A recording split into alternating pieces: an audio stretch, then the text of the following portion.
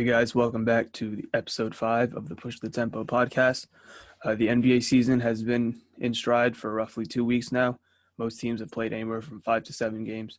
And with that said, granted, it is a small sample size. We just want to go through some of the observations we've made. So without further ado, let's get into it. So, Aray, like I said, most teams have played 5 to 7 games. What are some teams that have up to now surprised you with their performance? I mean, there's a pretty much a good handful of them.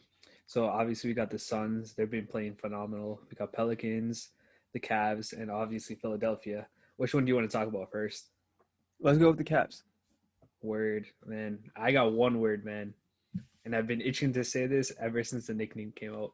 Sex Land. Man, I freaking love Sex Land. These two guys, and we talked about this in the last podcast. They're just complementing each other and they're playing super well together. And this is just something coming into the season. We all pretty much every single NBA fan came into the season thinking, oh, the Cavs are going to just be another bottom feeder team like they've always been for the past few years. And Sexland, they've been proving me pretty wrong. Yeah, like you said, Colin, we talked about Darius Garland in the last episode as well. Colin Sexton has also been playing pretty great as well. They just beat Atlanta yesterday. I was watching that game. It came down to the wire. And I believe it was Colin Sexton that hit the lead taking three at like towards the end with like a minute left. He's been playing great, and they've been doing this with. I mean, you could say that Kevin Love is their best player. I don't know right now about that, but they've been doing it without Kevin Love. Isaac Okoro has been out for a little bit now. They're actually. I don't know. I'm going off on a tangent, but yeah, Sexton has been awesome this year. He's putting up 26 points. The assists could be a little bit better, but that's where Darius Garland comes in. Darius Garland's averaging almost 6.5 assists. And another guy who can't be going unnoticed is Larry Nance. He's putting up a pretty like all-around great stat line of 9 points, almost 8 rebounds, and almost 5.5 assists. He's been playing great defense as well. So the Cavs have definitely been very surprising to me. I was one of those people who thought they were just going to be like another bottom, like 12th or 13th in the Eastern Conference, but they've been a pleasant surprise so far. Yeah, and I'm hoping that they can maintain it. It's been pretty fun to watch their games. And coming into the season, I'm gonna be honest, I never thought I'd be saying it on a podcast. Yo, the Cavs are fun to watch. Yo, the Cavs are winning games. And I'm sorry to all my Cavs fans out there, but I did not see that coming. And now that they are coming out like that, they're coming out the gate super hot. They're playing super well without arguably their best player in Kevin Love. It's definitely been some fun basketball to watch. Another team that surprised, and you want to move on to the next team? Yeah, let's go for it. Which team were you thinking about talking about? Man, this is another team that I wasn't too high on in the beginning of the season, and that's the Pelicans. Brandon Ingram has been awesome this year. I really like how Coach Stan Van Gundy is running their offense. He's doing a lot of spacing. Eric Bledsoe has been silently pretty good for them. What's his name? Yeah, I'm sorry. Ingram has been really on a tear as of late. Before coming into the season, I was kind of skeptical on them. For one of the main reasons was that their projected starting lineup, in my opinion, was Lonzo, Eric Bledsoe, Ingram, Zion, and Steven Adams. Steven Adams, and really four of those guys are either not good shooters or are inconsistent shooters. Eric Bledsoe, Lonzo, Steven Adams, and Zion are really hit or miss shooting, but they've somehow made it work. And that's Stan Van Gundy. You got to remember he ran the Orlando Magic back in the day when they made the finals surrounding Dwight Howard with shooting and spacing. So he's somehow figuring out how to do it now. And granted, I haven't watched a lot of Pelicans games, but I mean, they they look really good right now. And Brandon Ingram looks like he's taken even another step. So you like to see it. Yeah, definitely. I thought the same thing. Brandon Ingram, right now, he's built different. He's literally playing at like a superstar level right now. He's not only leading the team in points, but he's also distributing the ball at a high level. He's taking the game-winning shots. He's the one that's taking the ball in his hands at the final seconds, the final minutes in every single game that's close, at least. And it's just kind of pretty nice to see, especially after a dude like him got traded away from the Lakers for not being a great player at the time, then coming into a team that wasn't even willing to extend him at first. They were just kind of want to see how he was going to perform. And if I remember correctly, he had like some kind of issue with blood clots, I believe. Yeah. So yeah, it's definitely great to see him bouncing back from that. And to be honest, I haven't been really watching that many Pelican games, but I was just going through some of the statistics on that team, and I thought that the best fit would be for JJ Redick to actually become a starter, especially because he's a seasoned vet. He's a great shooter. But did you know he was shooting 25% from three this year? Yikes. Right? It's just crazy. Like I'm not even sure how they're winning games when he's a player that's like he's gonna be making those shots. He's gonna be taking shots in critical times. I don't even know how they're winning, and I guess that speaks volume to Brandon Ingram's level of play. Just to kind of like it kind of goes to show like how well he's been playing if a guy like JJ Redick is shooting 25% from three.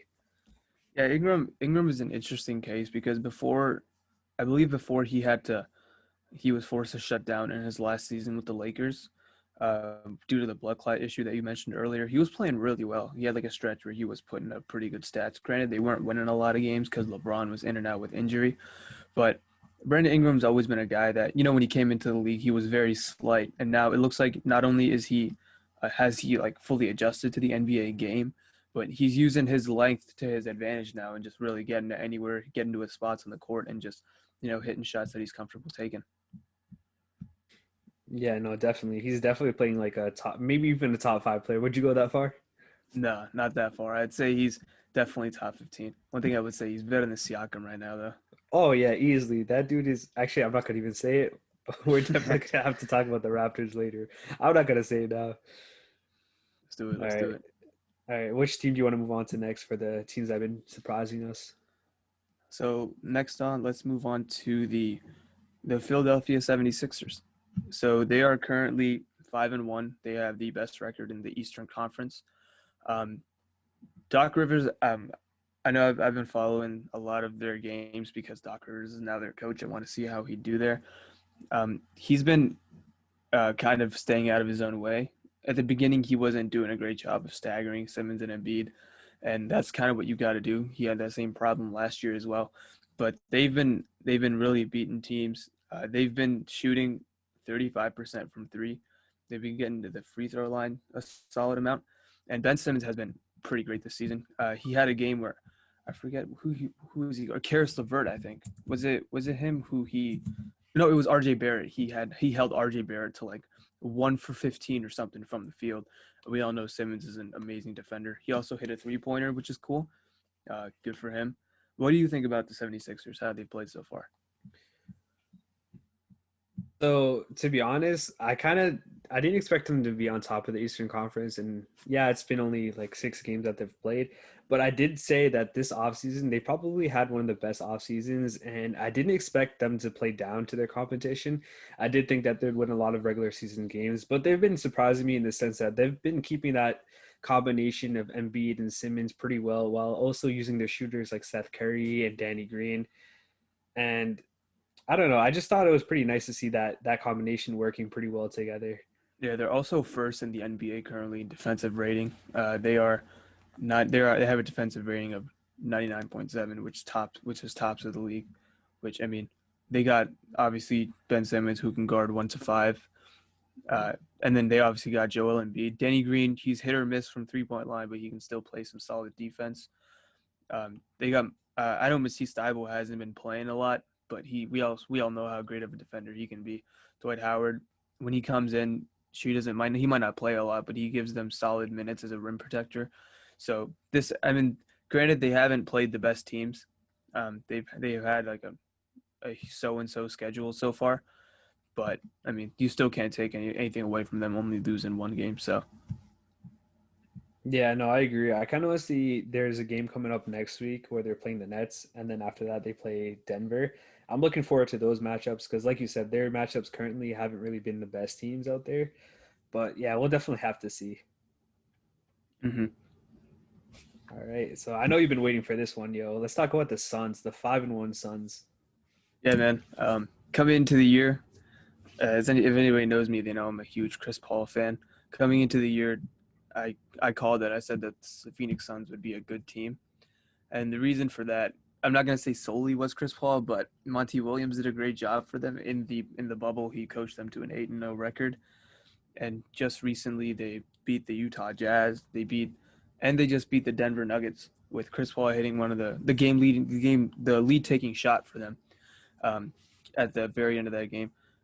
Chris Paul has really instilled like a great, I don't want to say work ethic because that's always been there, but he's instilled like a toughness to them.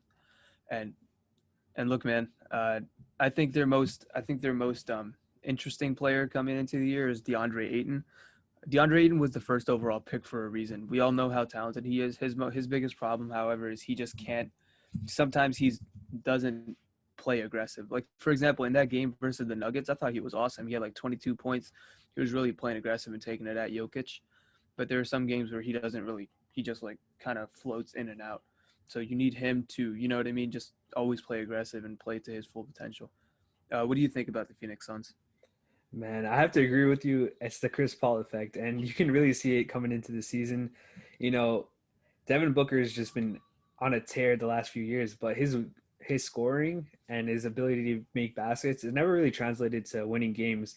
But as soon as Chris Paul joined the team, Devin Booker, his amount of points per game dropped like a lot. He's right now he's shooting at, or he's averaging 20 and a half points, which is like, it's not bad, of course, but it's nothing compared to what he used to do. But the difference is he's sacrificing that. I can't really see sacrificing, but he's definitely lowered his points per game, and it's translating to winning, which is just awesome to see. Like his biggest knock, Devin Booker's, was just his ability to win, and that's probably why he was never selected as an All Star until last season, I believe. But it definitely has to do with Chris Paul, and that's my belief that Chris Paul is definitely instilling that toughness, like you said, and it's just been pretty interesting to me that like this team, this Phoenix Suns teams, although they've been drafting like really badly, and they were basically a laughing stock of the NBA for that like the last few years. They definitely took a step up this year, and hopefully they're able to keep consistently winning games. And it's not like they're playing bad teams at all. Like they beat the Mavs, like you said, they beat Denver as well. So it's pretty And the interesting to Jazz. see. Yep. I mean, yeah, the Jazz as well. I'm not gonna say they're the best team, but you know.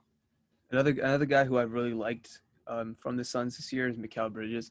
He's been silently and going under the radar, really having a great season. He's averaging over 15 points, 5 rebounds, and just a little under 1 assist. He's averaging zero point 0.8 steals and 1.3 blocks. So he's averaging almost a block and a half as a small forward. He's shooting 50% from three currently on 6 attempts from the field. And it's kind of crazy to me that Philly gave him up for a guy. Who did they trade him for again? Zaire Smith, right? On the night of the draft. And I don't even think he's in the league currently, or Yeah. his fourth year option was declined recently. I think I saw something like that. But we all know he's a great defensive player. And the biggest question mark for him was just would the jump shot stay consistent. And up till now, granted, small sample size, but he's been hitting them and he's been playing very well for them. Him and Cam Johnson are both two guys at the wing position that can play defensively pretty solidly. In Mikal's case, he's an above average to great defender, and then they can both shoot the three ball. So they're gonna be a good team this year, in my opinion. Phoenix. Yeah, no, I'm definitely excited. Hopefully they'll be able to make the playoffs. You know, it's definitely an interesting duo, and I can't even say duo. The whole squad is very interesting of a team like DeAndre Ayton, Chris. Cameron Payne. People thought he was awful, and now he's resurrected and playing solid off their bench. Like it's Right? just crazy. It's crazy to And see. they got Dario Saric too, which people forgot. That dude was he was in the running for rookie of the year at 1 year. So Yeah, it's definitely a player that has some potential, and I don't even think he's played as much either. So definitely a team to keep an eye on. yeah. So All right, all right, so I figured from now then, since we talk about some teams that we have liked, let's move on to some teams that have not been performing up to our expectations or have not been playing as well. So let's start from the bottom. Let's start with the Washington Wizards. What do you think about the Wizards? Because I feel like me and you're gonna have very we're gonna very have different opinions. yeah. You think so? I think Yeah. we're gonna have I oh yeah, we'll see. But before that, there's one other team I want to mention that's a pretty Oh good sure, team. let's go. Go for it. Man, okay, I take that back. Not a pretty good team, a team that's been surprising me. Did you know, and you obviously know this, the Knicks are performing just as well the Bucks are in terms of wins and losses. Hey man, Julius Uh, Randle he's been doing stuff this year. He's been having a great season. I saw something that said he was averaging more points than Devin Booker, more rebound. I forget the rest, but just granted, he's been pretty good so far. But I don't know if this speaks in terms of the Knicks are different this year or if the Bucks just aren't as good as people thought they were going to be going into the season. But yeah, let's go back to the Wizards comment. So they've played 6 games. They've won one game, and that game was against. Actually, I don't remember who was that game against. The Timberwolves without The Towns. Timberwolves without Towns. Yep, and they won this game without Westbrook, and I think that speaks volume to Westbrook because he's going back to his old ways. And I don't want to say that he's not playing hard or anything like that. And this is a very controversial topic, and we can literally talk about this. We have one side that loves Westbrook, and we have one side that hates Westbrook, and we can just keep going on and on. But the Wizards are definitely not playing well. They're not playing good as a team, and Westbrook is getting his triple doubles, but it's not translating to wins. And the one win that they did have, Westbrook wasn't playing.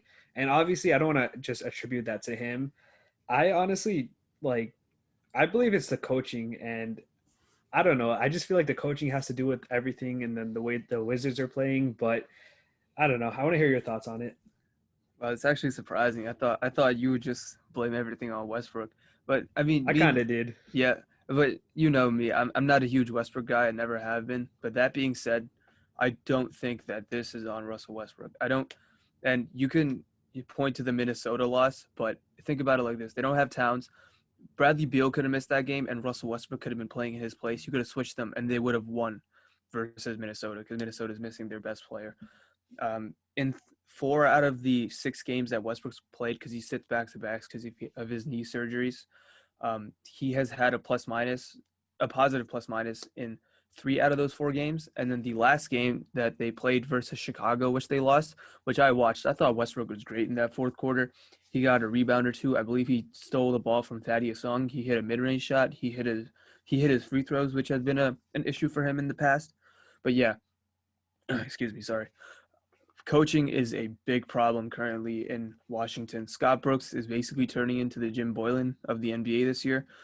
There was a lineup that they played versus Chicago. It was like Raul Neto, Westbrook, Ish Smith, Troy Brown, and Thomas Bryant. Thomas Bryant isn't a good defensive player to begin with, and he struggles to rebound. So that lineup to anybody is food, and anybody's going to take advantage of it. Um, he needs to do better with not. And granted, he didn't have Rui Hachimura to start the year, and he just recently came back. But he needs to do better with his rotations. Otherwise, Washington is really going to struggle this year. And I believe I was looking at the Wizards' schedule coming up, and of any time for them to get a win, it would be this past game. Because listen, this is their upcoming schedule. This is just like the next 5 or 6 games. They play the Nets, who that game's going on right now. They play the 76ers, the Celtics, the Heat, the Sun, and the Jazz. So they have a pretty tough stretch coming up. So they need to really string those wins together. Otherwise, you can get ugly quick. Yeah, yeah, no, definitely. I just want to see like a bigger sample size of how the Wizards play. Man, it's kind of hard not to point the finger at Westbrook just because he's averaging a monster triple double. Like I want to say it was like over 12 rebounds and 12 assists. But one person that I did notice on that team that's having a great year is Bradley Beal. He looks so good. Like he can literally score the ball from anywhere on the court. This dude is amazing. But I just want to see that translate to winning. I don't know like if the rest of the roster is just not good enough, but I just kind of want to see these two guys working together and kind of forming a synergy. You know what I mean? I It's don't want like to. Oh no, go ahead. I was gonna say it's kind of like Westbrook is doing his own thing, and then after that, Bradley Beal is there just scoring the bucket. I kind of want to see them work together to, I want them to form a duo and just be able to get dubs. You know what I mean? Like it's not like Bradley Beal and John Wall, but it's Bradley Beal and Westbrook. But yeah, no, Yeah. what were you saying? So I don't want to say that they don't have good players because they do. It's just that none of their good players can defend anybody. Like Westbrook doesn't defend people. Bradley Beal is not a good defender. What's his name? Denny Abdia is not a good defender. Rui Hachimura is a pretty solid defender. Thomas Bryant struggles to rebound, and when he gets put on the perimeter guarding guards, he's food and he gets blown by easily. Currently, they're the 26th ranked defense in the NBA per NBAStats.com. They have a 113.3 defensive rating, and their offense is at 111.1, which is ninth. So if their defense was just a little bit better, maybe they'd be winning some games. I think that's their biggest problem currently, coaching and the fact that like nobody on their teams plays any defense. Yeah, no, that makes sense. Yeah, no. Like I said, I want to see a bigger sample size and see how the Wizards perform. But yeah, you want to move on to the next team? Sure, let's do it. Which team did you want to talk about? And let's go for the Warriors. So the Warriors, like they haven't. It's not that they've been playing bad. Or it kind of is. Honestly, I had the Warriors making the playoffs, maybe around the eighth to seventh, or maybe even the sixth seed. But they've been playing like I can't blame them. Obviously, losing Clay was a big thing, and Draymond not playing their first 4 or 5 games was another big thing. But like Steph Curry doesn't look like the MVP Steph Curry, and I guess that's kind of our fault as fans of kind of expecting him to be like that. He is older than 30 years old, and obviously it's our fault again as fans thinking that Andrew Wiggins was going to be different, and obviously You drank the Kelly. Kool-Aid on Andrew Wiggins for like the I seventh really straight did. year. I really did, man. I even drafted him in fantasy, so I guess that's all on me. But yeah, another dude was like Wiggins, and I mean not Wiggins, sorry, Oubre, and I mean I don't think that Wiggins and Oubre are going to keep performing in the same way over and over again every single game. I don't think that their bad level of play is just that sustainable. They're definitely good players to a certain extent, and I think they will turn it up a notch. But the Warriors have definitely been disappointing to watch as of now. Yeah, I mean, I me this is where me and you disagreed. I said that the Warriors would struggle to even make the playoffs, and that the highest I could see them this year was in the play-in tournament. I think their biggest problem so far this year is Steve Kerr is still trying to enact this like sophisticated offense that emphasizes ball movement and screen setting off the ball and such. When right now you just don't have the personnel for that. I don't want to say Andrew Wiggins and Kelly Oubre are low IQ basketball players because that's not what I mean. They're just not the same players of the past that have been on that team that were very high IQ basketball players, such as a Kevin Durant, Sean Livingston, and Andre Iguodala. Andre Iguodala is one of the smartest players in the league in terms of just like pure basketball IQ. So there was this one play in particular. I believe it was in the Portland game that I was watching when they were getting blown out. Um, uh, Draymond Green went to set an off-ball screen for Steph Curry after he passed the ball to Andrew Wiggins, and instead of waiting for Steph to come off that screen, Wiggins dribbled it and started driving and called for a travel right away. And you could see after that, Draymond was talking. The commentators even mentioned it that Draymond was going to set a screen that Wiggins should have waited a little bit longer. So that's just like a small microcosm of what's going on currently with the Warriors. And you said it that Steph has struggled this year. That isn't that's due to the fact that no one else on his team can really shoot, and they just struggle to get him open looks because most of his looks in the past have been good quality looks because of all the attention that his teammates who all could shoot have had to take away from him, like a Kevin Durant, uh, a Klay Thompson, even before that, guys like Leandro Barbosa who could space the floor. So yeah, the Warriors have struggled. Their upcoming schedule isn't looking too hot as well. They played the Blazers again. They play the Kings, who the Kings have been okay, I guess. Tyrese Halliburton. They play the Clippers twice. They play the Raptors, who haven't been good. The Pacers, who've been good. Denver Nuggets, the Suns, and the Lakers. I mean, I could see them easily going, only winning like 2 or 3 of those games if they get lucky.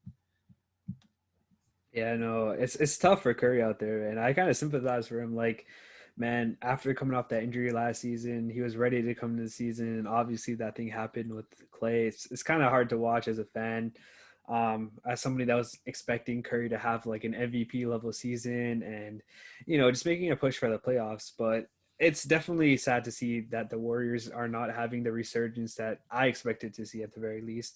But yeah, no, it's like it's not even that. It's like the amount of attention Curry draws just because of the ineffectiveness of his like teammates. It's sad to see because he's shooting like 30% on 11 Yeah. attempts from three, and that's just not Curry. Like, you know what I mean? Yep. See, and I'm actually pretty happy that Curry went second. Was a second in our fantasy draft because then Yeah, Anthony Davis fell to me, and that's great stuff. No, that's really all I got to say though. yeah. Speaking of that, yo, you want to move on to the Raptors? Yeah, let's do it. Let's do it. All right, you can go first. No, man, you got it. All What do right, you think? What do you think Siakam about them so far this year? is so overrated, man. It ain't even funny, yo. Like, I don't even say like, bro, the dude, and I'm gonna steal your joke. the dude is literally a human fidget spinner, and that's pretty much all he can do. Like, ever since last year when Jalen Brown put him into jail, like he's really been garbage. Like, he even got sat out for a game for disciplinary measures. So like, that's that. Fred VanVleet hasn't been like, I mean, I can't really blame him. It's a short off season. So it's kind of hard to get back into the rhythm, and he's a shooter, right? And that's what he does. So it's kind of hard for him to kind of jump back into the shooting form that he has, but he's slowly starting to pick it up. But that being said, I mean, the Raptors are still, what are they, 1-4 or 1-5? Whatever they are, they have one win, and that was against the Knicks. So nothing impressive for them. They've lost to the Pelicans twice. They So lost to the Spurs. yeah, they lost to the Spurs as well. So it's definitely surprising to kind of see the Raptors, who are usually a pretty good regular season team, take so many L's early on in the season. Yeah, I mean, I never was under the impression that Pascal Siakam was like a number one option on the contending team type of guy. But this year he just looks like that confidence is gone. Was it yesterday that they played against the Pelicans? I think it was. Yes, sir. When I watched that game, and he just looked. I don't want to say disinterested, but he just looked like he was just going through the motions and wasn't really playing with like a set mindset to be aggressive. That confidence right now is just not there for him. See, it's interesting because they're a top 6 defensive team in the league this year per NBA.com stats. They have a 104.3 defensive rating, which is sixth, but they're, I think, like the third worst offense. They're 28th in offense at 101.8, just above the Oklahoma City Thunder, who I think we all expect to be bad this year, and the Warriors, who everyone on their team is not playing well besides, including Steph, but that's not really much of his fault. Um, yeah, man, the Raptors, I don't think a lot of us had them in like the upper tier of the Eastern Conference because they lost some players, and with Ibaka and Gasol leaving, both high IQ players, and replaced them with Aaron Baines and um, Alex Len, right? Well, nobody Yeah. really expected them to be in the upper tier of the Eastern Conference, but and granted, it is a small sample size, but they just are not living up to the living up to even the lower expectations that a lot of people had for him. Um, Norman Powell is not doing my 6 man of the year prediction for him any favors right now. He's only averaging 9.5 points. He's shooting 32% from the field and 39% from three, but still, it's very inefficient for him. So I hope they can turn it around for my prediction's sake and just for the Raptors and Toronto fans' sake. Yeah, so I agree. Not gonna lie, I was never really high on OG Anunoby, even though he did hit that game winner on my team. So had to mention that for you Raptors fans out there. No, that was pretty painful to see, but I was never really high on him. Siakam, I've always thought he was overrated, but yeah, that's just a team that, like, I feel like with their management with Masai Ujiri. All right, this is pretty interesting. Do you think that they're gonna make a move, any moves before the trade deadline?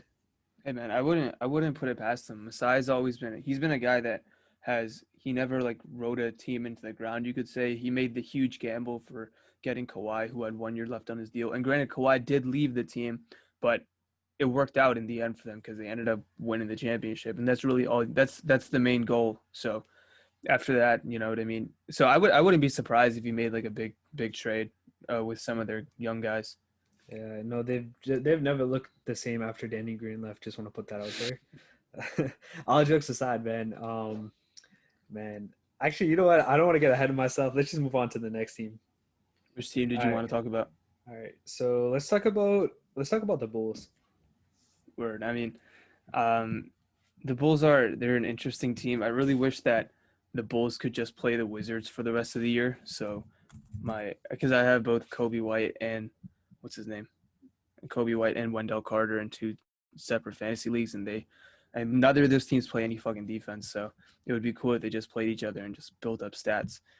This year the Bulls they're an awful defense once again. They're 27th in the league in defense. They have a 114.4 defensive rating. Um, it's to be expected. One guy who's Patrick Williams was pretty solid for them at the beginning. He's kind of faltered since then. But I honestly really don't have a lot to say about the Bulls. I've watched like one or two of their games, but and Otto Porter Jr. was awesome in their win versus the Wizards. He had like 26 points or something. Yeah, of course I was playing against him in fantasy that time, so that's tough out there. Dude, like this is another one of the teams that we just expect so much going in every single season. It's kind of like Yep. the Andrew Wiggins of teams. Like their youth, they have the players. They're each player has individual talent. I don't know if it's just the coaching's not going on well or they're just not meshing well together. Like Larry Markkinen, he started off the season like a beast. I mean, they didn't give him a contract extension, maybe that's why, but he started off like a beast. But unfortunately, he got hurt and he had to sit out the next few games because of contact tracing. So there's that. But like Larry Markkinen has amazing talent. He could be a great player. Then we've got Kobe White, who had a pretty decent rookie season. And let's be honest, we kind of all had him kind of going off this year. Zach LaVine is another all star level player. And Wendell Carter has tons of potential. It's just a team that has so much overall potential, but they've never been able to figure it out. And regardless, they are pretty young, but it's just a team that I was so excited to see and just watch them grow and get a ton of wins and just kind of play their hearts out. But I haven't seen any of that. And it's kind of disappointing to watch. See, in fairness to them, 3 out of their 4 losses so far have been against teams that we will either consider playoff teams or they're going to be in the play-in. In my opinion, they're all going to be solid playoff teams. The Bucks, who in my opinion are going to be one of the top 3 teams, and before the season started, I had them at first in the Eastern Conference. The Pacers, who have been playing very well, and the Atlanta Hawks, who their offense has just been on fire this year. They beat the Nets recently. Trae Young has taken another leap off of last year, and he's been playing very well. So, I mean, that's fair to them. Their upcoming schedule is kind of difficult. They play the Mavericks, who are looking to continue to build some momentum. They play the Blazers, who have been up and down. The Kings, who are so and so. The Lakers, the Clippers, and then they play the Celtics. So their next 5 or 6 games are kind of difficult. So we're gonna have to see what they do to turn it around. And one of the biggest things that I was excited for this year, I was excited for Wendell Carter Jr. because coming out of college, he was compared to Al Horford with his versatility defensively and his ability to shoot. Last year, he was hamstrung by Jim Boylan, who didn't let him do anything besides just like pass and dunk. Um, and one of the reasons I was excited for him was Billy Donovan coached Al Horford in college when he coached the Florida Gators back in like 2000, 2006, 2007. So I was hoping that some of the principles he employed with Horford would rub off on Wendell. Wendell's been so and so, but I just hope they can build on it because they're one. You're right. They're one of those teams that have young players who have shown promise, but maybe those young players might just end up like Andrew Wiggins, just like never reach that full potential. Yeah, man, I certainly hope not. They definitely have a fun team. Well, at least you'd expect a pretty fun team, but we haven't really seen that yet. But yeah, I definitely hope not. Speaking of a team that has some young players that could possibly not even reach their potential yet, you want to talk about the Nuggets? Yeah, man. Let's go for it. What do you think about them? About how they've been playing so far? Well, I'm hella surprised they're starting off 1-4 or 1-5, whatever it is. I believe it's 1-4. Man, I'm not gonna lie, like all right, I kind of saw Jamal Murray falling off, and it's not because like he's a bad player or like anything like that. It's just that I've had him in fantasy for, and I keep going back to fantasy, but it's just kind of true. During the regular season, he's just like been off and on, and during that playoff and in that bubble, he had a switch, but he really fell off like compared to like that playoff bubble. So I think that's kind of contributing to why the Nuggets aren't playing really well. So that's that, and then obviously Jokic, he's different. Like he's like usually he comes Yeah, into the he's been league. he's been really good. Yeah, so like he usually comes into the season and he's usually out of shape. But this year he came in skinny Jokic, you know what I mean? And he's just been playing as a monster and just a beast. I'm kind of surprised that they're losing this many games when he's in top form. Yeah. Like you were saying, Jamal Murray has been a little hit or miss. You got to remember he also just did get hurt and missed the game because I think he had like a head injury. So he was out a game. Michael Porter Jr. is also out for them. I think what they miss right now is defense. I believe currently they are one of the. Give me 1 second. Sorry. Yeah, currently they're the worst defensive team in the league per NBA stats. They have a 116.2 defensive rating, which ranks worst in the league.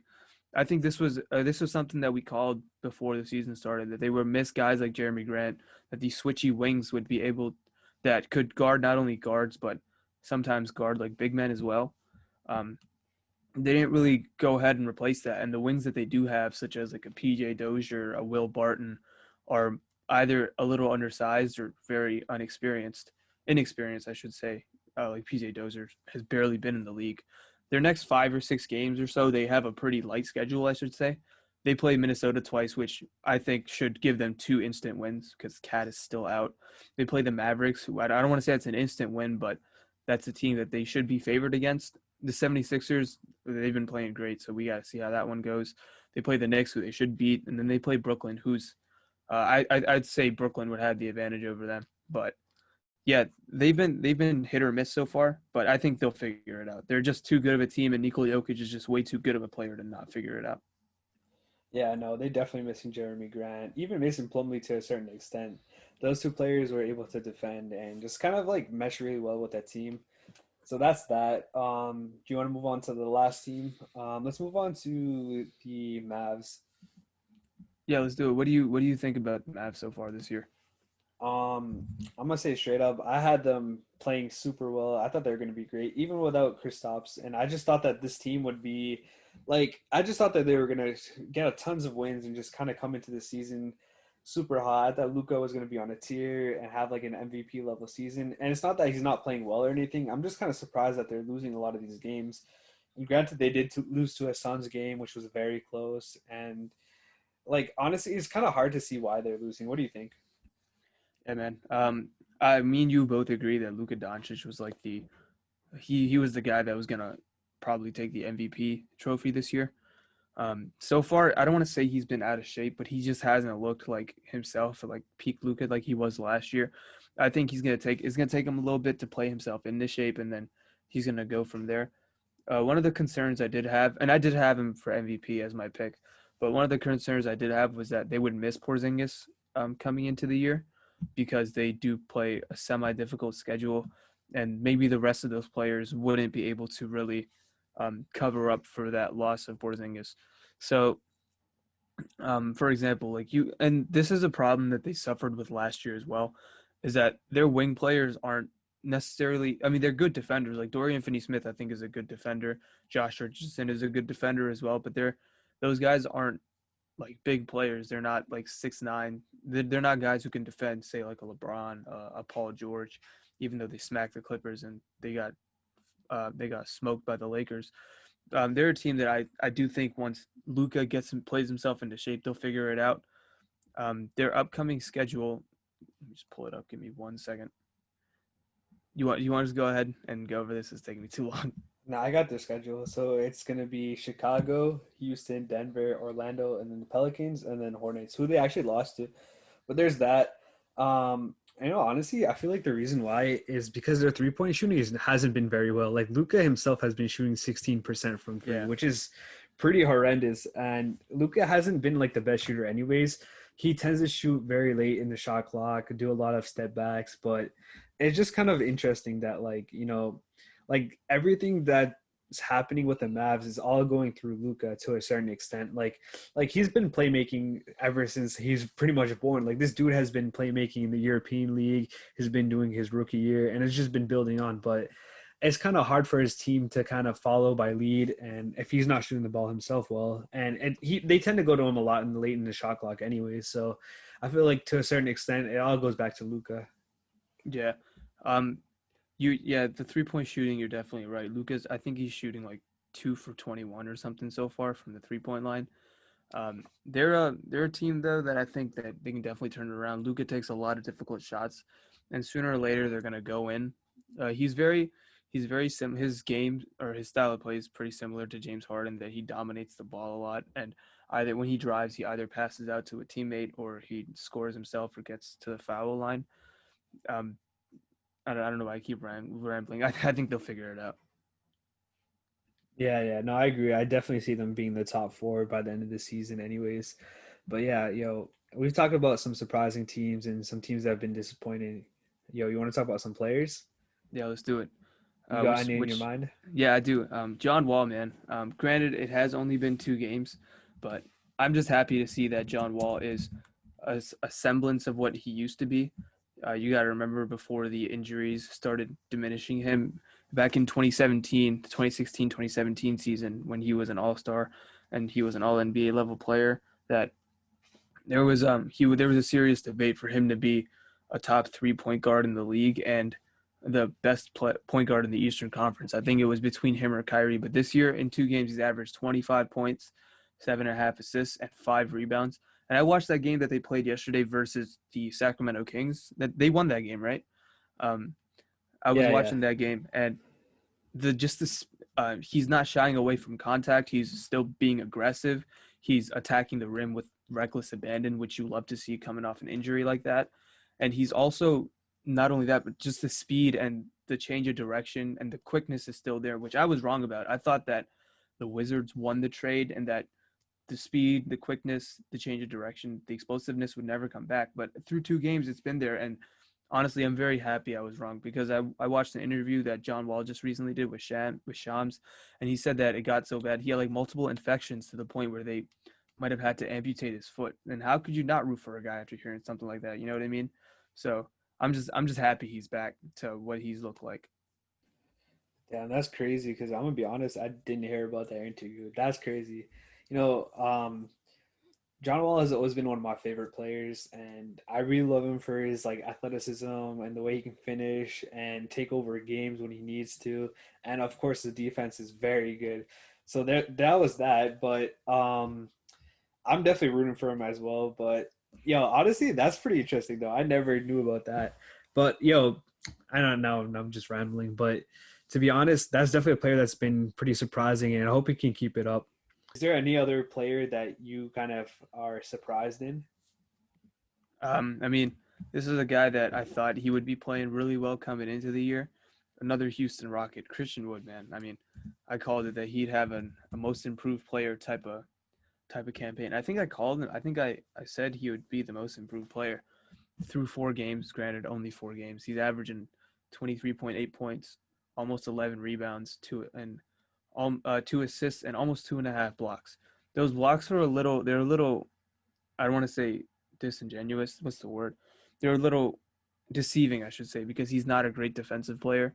But man, he's the most versatile big man that Harden has played with in his career. And I hope James Harden gives his team a chance and doesn't just go through the motions. I hope he actually tries because this is a good team and Christian Wood is a good player. I would not be surprised if he started making the All-Star team pretty soon. Yeah, dude, the way he's playing, dude is a monster. Like I remember seeing this one play, like he did like a pump fake and then he went up for a Yeah. dunk and like did a crazy twist in midair and just put that crap up. It was insane. Like this dude is literally like I kind of scares me the way he jumps and like goes for blocks and dunks. I hope he doesn't get hurt because this dude is Yeah. playing like all over the place. But Man, yeah, he had this play where yeah, I know what you're talking about. It was versus the Blazers when he did a pump fake, got I think it was Covington out of the way, and yeah, then he just dunked on whoever was in the paint. So he's been doing his thing. He caught like this lob over Jokic when in that game neither of them could defend each other, so they just both went crazy. Yeah, he's a guy who I'm just a huge fan of, and I hope he continues this level of play, man. yeah, no, definitely. He's definitely fun to watch. Like he's a crazy athletic big man, and it's just been pretty surprising and fun to watch. Do you have any So other players that you want to talk about? I have some players that have been surprisingly bad. All Let's right, talk about those. let's get into it. Man, all right. So you can't really say per se that he's been really bad. He's still putting up pretty elite numbers. That's Damian Lillard, man. Like right now, as it stands, CJ McCollum is Yeah. basically outplaying him, and Yeah, that's he not just CJ's crazy. been CJ's been really good as well. He's another guy who's been playing very well. Yeah, no, but like, let's be honest. Like CJ outplaying Dame is that's a bad sign for Damian Lillard, man. Yeah, see Dame he had that one great game versus the Lakers. He shit the bed in their first game versus the Jazz when they got blown out. And then he had a great game versus Portland in which CJ still ended up hitting the last shot. Dame didn't shoot great efficient. Not the game winning three, right? That CJ hit in that game versus Houston. Dame didn't shoot, and then Dame came out and was awful. And I watched that game versus the Clippers, and it was over by like halftime. That game, the score might be a little closer than the game looked, but it wasn't close throughout. After like the first quarter, Dame threw up a zero from the 3 point line, over 8, and if it wasn't for CJ, the Clippers would have beaten the Blazers by like 40, because CJ was awesome in that game. Yeah, Dame's really been struggling, but he's one of those guys that you know what I mean. He'll figure it out, and he'll be fine. He's one of like the 10 or 11 best players in the league, so I'm not very worried about him. What did you have any opinions about Dame? No, I was gonna say pretty much the same things. To be honest, I definitely think he's gonna figure it out. It's probably really hard to come off a really short off season, especially guys like Dame that like work crazy hard during the off season. So I do expect him to get his shit together and kind of just carry this Blazers team into at least a decent playoff spot. So Hey, that's they play the Warriors again. He just had a great game versus them, so mhm, I mean he might go 2 for 2 there. true, true. So I mean, I guess we covered some of the other pretty players that have been playing pretty bad, like uh, Kelly Oubre, Wiggins, even Steph Nurkic. Curry. Yeah, Nurkic is another one. What you got on Nurkic? See, I expected Nurkic to come back because I mean, correct me if I'm wrong. I thought he was pretty solid in the bubble. He did make some in that game versus the Lakers that they played. He made some solid plays at the end. He caught a pass from I believe it was either Dame or CJ, and he laid it up over Davis to win the game. But he's a guy who's kind of been not meeting expectations. We expected him to come back and be like this great defensive player, a good rebounder, an underrated passer at his position. And I mean, I think it's kind of unfair for us to assume that coming off the really tough injury. That I mean, if you ever watch it, I would not recommend you watch it, and then two, if you do, I mean, just it's just very it's a tough injury to watch and sit through. Um, yeah, in that Clippers game, he was kind of obsolete. He didn't really make much of a mark on that game. And Portland, just the team in general that I was very high on coming into the year. I had Damian Lillard as like a dark horse MVP candidate coming into the year. Um, and they're a team that I think I got to lower expectations if they continue to play like no defense whatsoever. What do you think about Nurkic? Man, I really like Nurkic. He was going off before his injury, and then he was doing really well in the bubble as well. So like, I definitely was rooting for him as well. And it's kind of surprising that like he hasn't been able to do much on this team. Like you'd think without Hassan Whiteside on that team, and with like some decent defenders in Covington, and even Derrick Jones Jr. You could even say like on that team to kind of help facilitate at least the defensive end a little bit easier for him. I thought that he was going to have a pretty decent breakout season this year, and like it is because of foul trouble, so that's a good reason for him, I guess. But I definitely thought he was going to have like a nasty season this year, and I don't know, man. This Blazers team is just so weird. A lot of people are overperforming, a lot of players are underperforming. Even Melo come off the bench. I thought that was going to help Nurkic's value and his playing time, but See, man, yeah, this Blazers team, you're definitely right. It is weird because I think Covington is a great player. He's a great defender, but he's not like an individual defender. You know what I mean? He's a great team defender, and their starting lineup is CJ, Dame, Covington, Derrick Jones Jr., and Yusuf Nurkic. So two of those guys are non-shooters, in Derrick Jones Jr. and Yusuf Nurkic, and then one of those guys has been very streaky. I don't have the numbers in front of me, but I know Covington has struggled to shoot from three so far this year. So you're gonna make Covington the number one option on defense, which he is great at doing if he's a help defender. You know what I mean? If you funnel guys into him, like, and one of the biggest reasons that the Clippers handled the Blazers so well is because they forced guys like Derrick Jones Jr. to shoot threes. And granted, they didn't have Gary Trent in that game, but he's not a good defensive player either. You know what I mean? They're a team that I think I might have to lower expectations on. interesting, interesting. All right, man. Do you have any other players, or we're good? No, I think that's all for today. All right, word. Thank y'all for listening. Happy New Year, y'all, by the way. Catch you guys on the next episode.